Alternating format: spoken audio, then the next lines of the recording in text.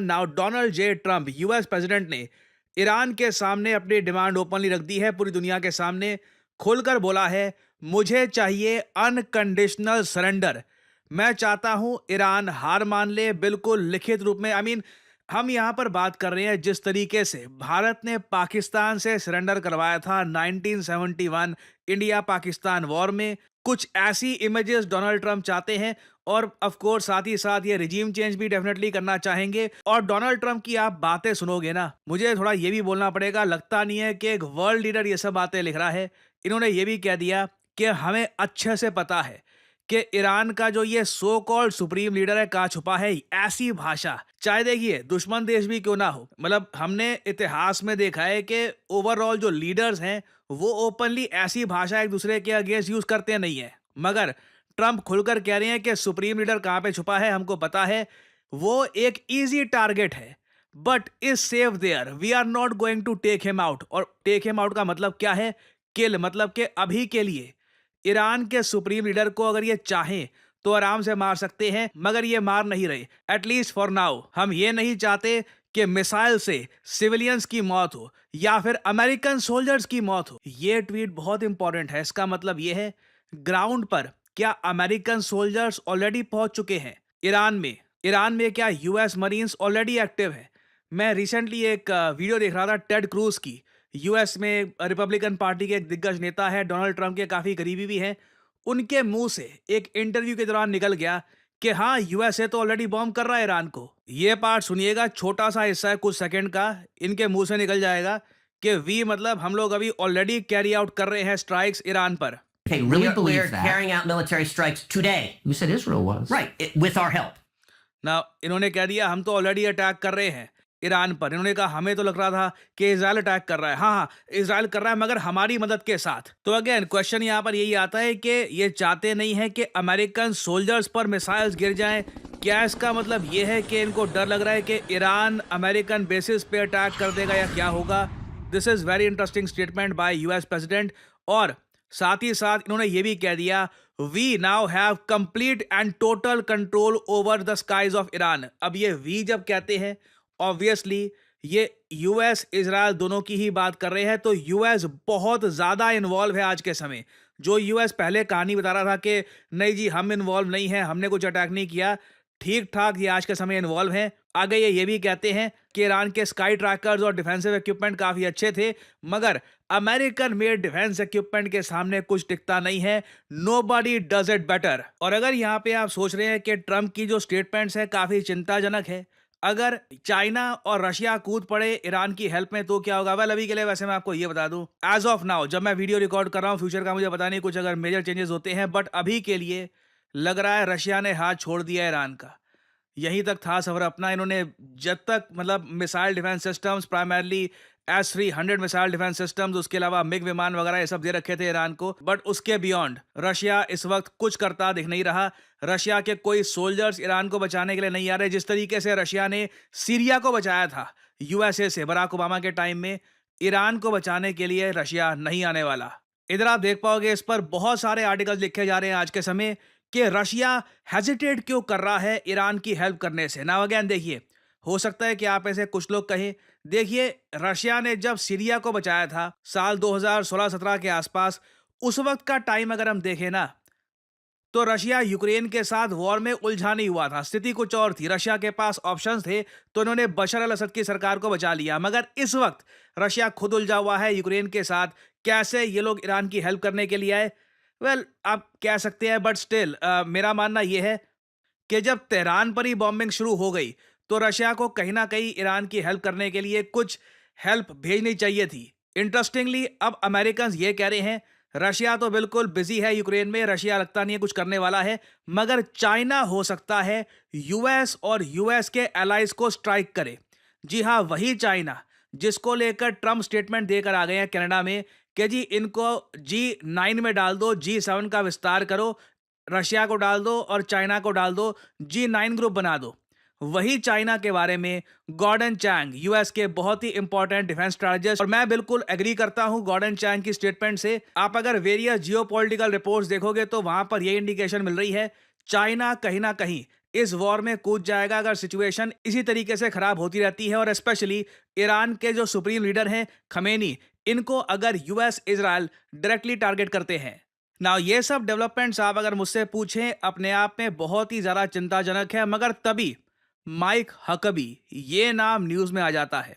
ये देखिए, यूएस के एम्बेसडर हैं टू इजराइल। ये एक चीज़ ट्वीट करते हैं, एक्चुअली ये एक मैसेज सेंड करते हैं डोनाल्ड ट्रंप को, और ट्रंप ये मैसेज पूरी दुनिया के सामने डिस्प्ले करते हैं। इस मैसेज में माइक हकबी ये कहते हैं कि डोनाल्ड ट्रंप, आपके पास एक सुनहरा मौका है इतिहास में अपना नाम दर्ज करने का। जिस तरीके से साल 1945 में प्रेसिडेंट हैरी ट्रूमन, उस वक्त यूएसए के जो प्रेसिडेंट थे वो हैरी ट्रूमन थे, उन्होंने बड़ा निर्णय लिया था जिससे सब कुछ बदल गया था। यहां पे आप देख पाओगे ये लिखा है, no president in my life time has been in a position like yours not since Harry Truman. तो ये कह रहे हैं बिल्कुल आपके पास एक बड़ा मौका है और मैं आप पे यकीन करता हूं आप एक बड़ा फैसला यहां पर करोगे। और इनको याद दिलाते हैं ये कि ऊपर जन्नत में कुछ आपको चुना गया था, तभी वो गोली से आप बच गए, बिल्कुल कोई डिवाइन इंटरवेंशन हुई थी।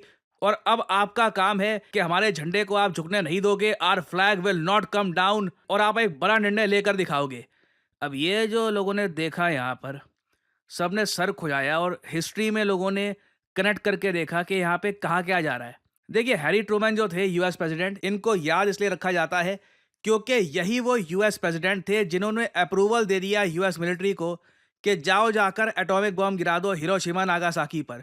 और उसके बाद जैसे आप लोग जानते हैं उसके कुछ टाइम तक ये जापानीज मिलिट्री ने थोड़ा बहुत संघर्ष दिखाया था, बट बहुत ही जल्द जापान ने इसके बाद सरेंडर कर दिया था और वर्ल्ड वॉर 2 का अंत हो गया था ना। अब क्वेश्चन यहाँ पर यही आता है कि हैरी ट्रूमन 1945, ये तो सीधा जापान पर एटॉमिक बॉम्ब गिराने से पहले तक की बात है। और कई अमेरिकन आप देखोगे इस बात को हाईलाइट भी कर रहे हैं सोशल मीडिया पे आज के समय। क्या ट्रंप के जो सलाहकार हैं ट्रंप को ये कह रहे हैं कि अब न्यूक्लियर वॉर करी दो, यहाँ पे न्यूक्लियर बॉम्ब गिरा ही दो यहाँ पे ईरान पर, या अगर ये कह रहे हैं कि न्यूक्लियर बॉम्ब मत गिराओ, ऐसी बॉम्बिंग करो कि दुनिया बस दंग होकर देखे और एक बार को सब लोग हाथ जोड़कर कहें कि बस अब और वायलेंस मत करो, बहुत हो गया। और जो अभी यूएसए और इजराइल के प्लान्स है, लग रहा है कि तेहरान और ईरान के बाकी शहरों की बॉम्बिंग और ज़रा बढ़ने वाली है।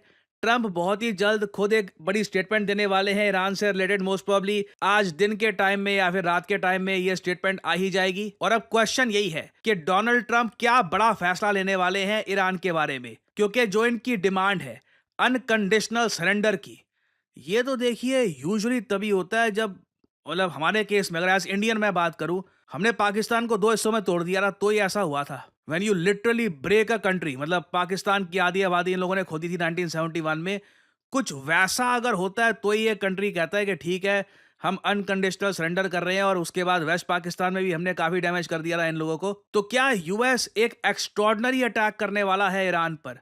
क्या ट्रंप का प्लान यही है कि मैं ईरान को ऐसा डैमेज करूंगा कि बस अब इनका मनोबल टूट जाएगा, ये लड़ना ही छोड़ देंगे? और अब देखो, मुझे यहाँ पर ये भी ऐड करना पड़ेगा, इस रास्ते पर चलना बड़ा रिस्की होता है। अब यहाँ पे आप कहोगे रिस्क क्या है? मान लीजिए रशिया अचानक से जाग जाता है, पुतिन कहता है नहीं नहीं मैं बर्दाश्त नहीं करूंगा, ये सुप्रीम लीडर को कुछ नहीं होगा। अचानक से न्यूज आती है रशियन सोल्जर्स उतर रहे हैं ईरान में, चाइना के सोल्जर्स उतर रहे हैं ईरान में। सडनली ऐसी न्यूज आनी स्टार्ट हो जाती है। सरप्राइज मत होना अगर ऐसा हो जाता है तो, this can very much happen. और अचानक से डोनाल्ड ट्रंप को पीछे हटना पड़ता है। डोनाल्ड ट्रंप कहते हैं नहीं, अब तो देखिए यहाँ पे चाइनीज रशियन सोल्जर ही मारे गए तो मामला कहीं और ही चला जाएगा। और उस सब के बाद ईरान बच जाता है यहाँ पे, अगर पूरी मुस्लिम वर्ल्ड का हीरो बन जाएगा ईरान। एक्चुअली जो भी एंटी यूएस फोर्सेस है ना, उनका पोस्टर चाइल्ड बन जाएगा ईरान, कि इजराइल यूएस समेत कई कंट्रीज ने ईरान को बर्बाद करने की कोशिश करी, कई सालों तक एफएटीएफ की ग्रे लिस्ट में रखा, फिर लिटरली बॉम्बिंग करनी स्टार्ट कर दी, न्यूक्लियर साइंटिस्ट मार दिए, तब भी ईरान झेल गया, सब कुछ झेल गया। तो this will be very interesting to see. आने वाले कुछ घंटे हमको बता देंगे कि इतिहास के पन्नों में क्या लिखा जाएगा। History is being made here. Updates आती है तो मैं आपके लिए अपडेटेड वीडियोस लाता रहूंगा। देखिए, मेरा मानना है अगर आज के समय आप आर्टिफिशियल इंटेलिजेंस का इस्तेमाल नहीं कर रहे काम में, तो आप किसी और ही युग में जी रहे हैं, क्योंकि एआई की मदद से आप बहुत सारी जॉब्स कर सकते हैं, आप बहुत सारा पैसा कमा सकते हैं, अपने आप को अपस्किल कर सकते हैं। फॉर एग्जाम्पल, अगर मान लीजिए मैं दिखाना चाहता हूँ कि कैप्टन अमेरिका ये मुंबई के किसी बिजी स्ट्रीट में वड़ा पाव खा रहा है और उसके ऊपर एक बहुत ही अट्रैक्टिव टेक्स्ट में लिखा है यमी, तो मैं आसानी से कर सकता हूँ सही प्रॉम्प्ट डालकर। और इधर आप लोग देख सकते हैं, it was just that easy. इसके बहुत सारे वेरिएंट आप बना सकते हैं। अगर मैं चाहूँ कि इस इमेज को मैं मूव करवाना चाहूँ, तो इस तरीके से, जैसे कि अपनी स्क्रीन पे आप देख पा रहे हैं, मैं बहुत सारे जनरेटिव एआई सॉफ्टवेयर की मदद से इस इमेज को मूव करवा सकता हूँ, एक स्टोरी क्रिएट कर सकता हूँ। I can pretty much do anything. और ये सिर्फ एक छोटा सा, आई मीन एक बहुत ज़्यादा छोटा सा एस्पेक्ट है जनरेटिव एआई का।